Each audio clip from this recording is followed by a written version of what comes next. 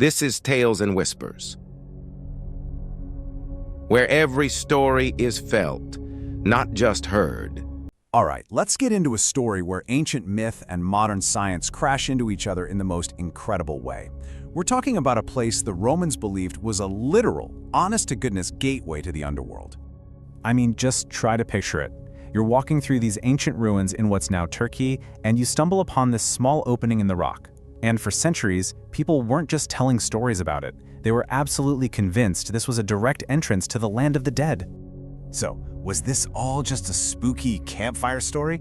Or was something very, very real and very dangerous actually happening there? Well, that's the big question we're going to answer.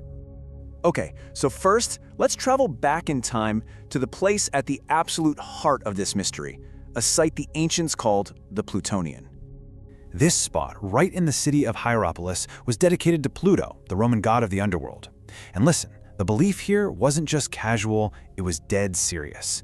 They believed this gate was real, and that its power came from the toxic breath of the god himself, or maybe his three-headed guard dog, Cerberus. And the reason people believed it so strongly is because they saw the gate's lethal power with their own two eyes, in what looked for all the world like a miracle.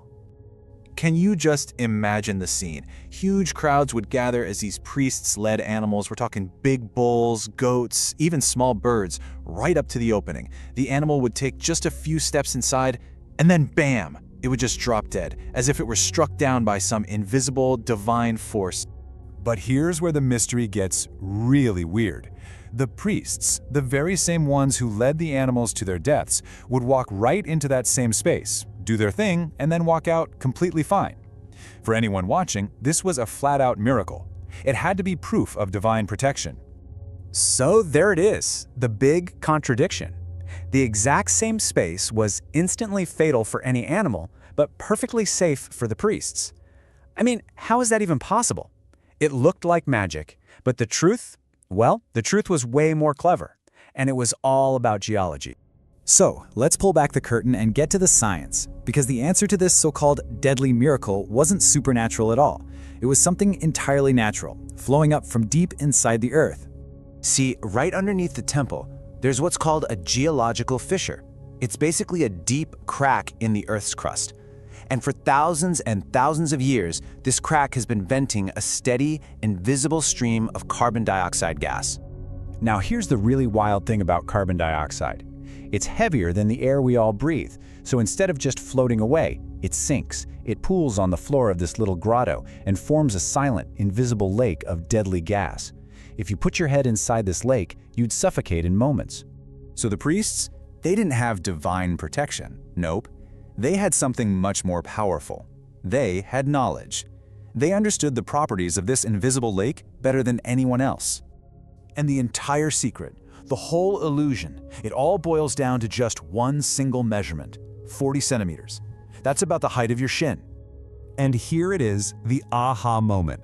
That deadly lake of CO2 was only about 40 centimeters deep.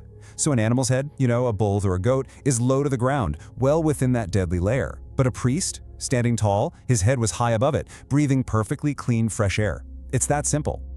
The whole thing was a performance, and it was based on applied science. They knew they had to stand up straight. Sometimes they'd even stand on stones that were cleverly placed just to get a bit of extra height. They probably held their breath for a few seconds if they ever had to bend down. And get this, they held their most dramatic rituals at dawn, when the cool, still air meant that gas layer was at its most stable and predictable.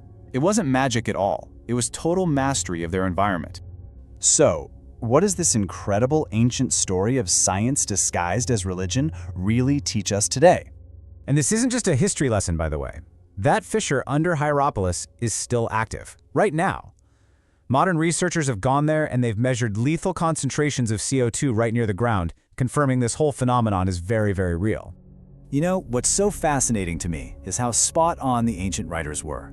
They described what was happening with perfect accuracy, even without any of our scientific instruments. They saw the effect perfectly, but because they couldn't explain it, they created a powerful myth to make sense of their world.